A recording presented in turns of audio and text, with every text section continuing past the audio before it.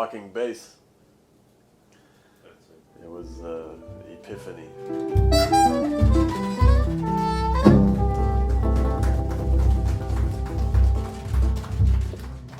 When was the first time you walked up St. Nicholas Avenue in New York when you moved from Chicago? Well, not that I remember it clearly, but it must have been around 1987. 1987. Yeah. This was quite a different neighborhood in 1987, wasn't it? It sure was. Yes. Was there much music going on here at that time? Yeah, there was a few clubs. And, some of your old school sort of Harlem joints going on. I think they're pretty much all gone now. Except Showman's. Showman's is still here, yeah. Was there music in your early life? Through your family or whatever before you started playing with your friends? It was really more with friends. I started playing around 10. The guys I started with were my age, but wow, we planned to have a band, rock and roll and blues and that kind of stuff. Mm-hmm. I had a friend across the street from me, and his older brother played piano. Through those guys, I heard Charlie Parker records, Wes Montgomery records. So what did you feel? I went crazy. This is the music. Yeah. Wow, and you had gotten a pretty good start, a pretty strong background already in Chicago, right? Yeah, growing up there? Yeah, I stayed pretty busy, played with quite a few people there. Vaughn Freeman, Jody Christian, Lynn Halliday, Robert Shai, Kenny Prince. Wow. Yeah, so... But, everybody wanted to come to New York. Jazz music.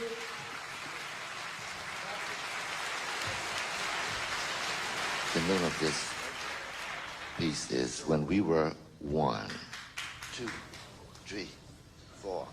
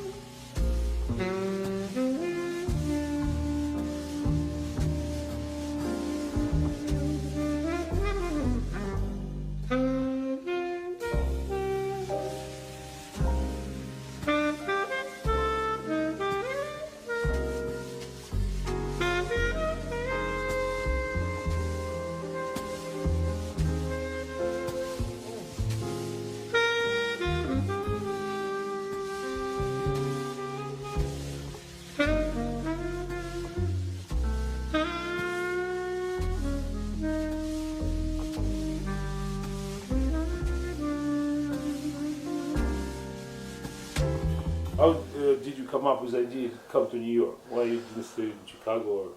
Well, everybody in the States, they want to go to New York. It's the capital. You find the highest level of musicianship. So, if you plan to be a musician for a living, the thing to do is to go to New York. How old were you? 21. I jumped on the bandwagon, showed up here in '86. It didn't take me long to run out of money. So I think it's probably January or February '87 I went back to Chicago because I was flat broke, and so I think I went back there to do a recording. Mm-hmm. It's just supposed to be for a weekend, but while I was there I got so many calls for work that I just stayed because I needed the money. Right. So I stayed until summertime, I think it was. July, probably. And then I got a call to play at Windows on the World, which was on top of the World Trade Center. It's a friend of mine gave me his apartment in Hell's Kitchen. I had a gig and an apartment. And then I got settled. Excellent. Took it from there. And how long took you to get some gigs? About 30 years. 30 years. Very good, yeah. I found some gigs. You know, there was a lot of gigs. Actually, there was more gigs in those days because there was more little places. You know, like now you have the Blue Note, the Vanguard still, the old places.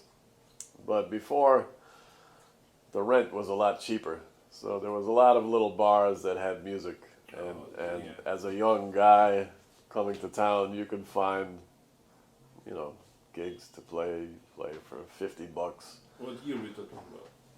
86, 87. You know, there's quite a lot of people that came through Chicago. So I was able to see people like Ray Brown. And that's when I was probably 13 years old. So I could sit like this far away and watch Ray Brown play.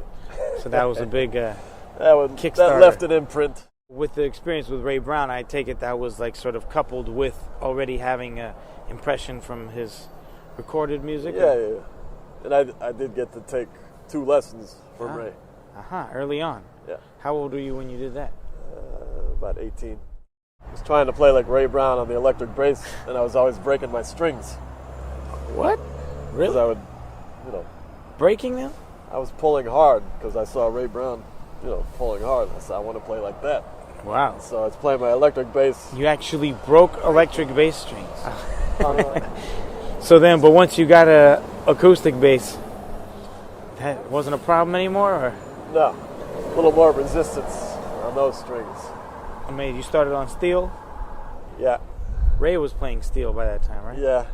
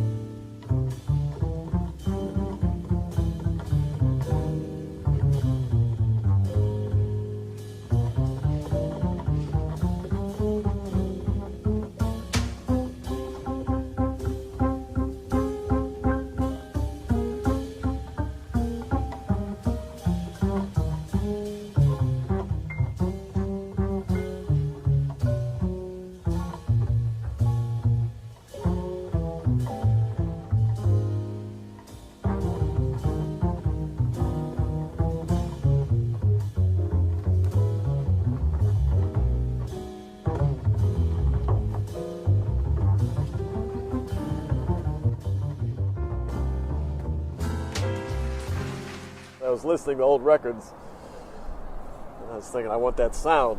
But I couldn't get that sound. I didn't know why. And there was an older guy in Chicago named Carol Crouch, and that's when I first played on gut strings. And then I was at this place called the Get Me High, and this guy Carol was playing, and I said, wow, that's the sound. And then somebody introduced me to him, and he let me play a tune. And I said, wow, that's the sound. Right. And so then and he had his action up like this on a K bass with great sound.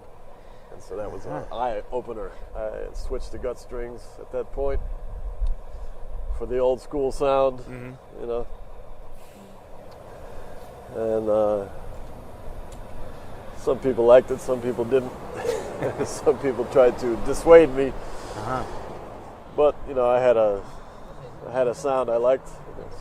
That's what I liked.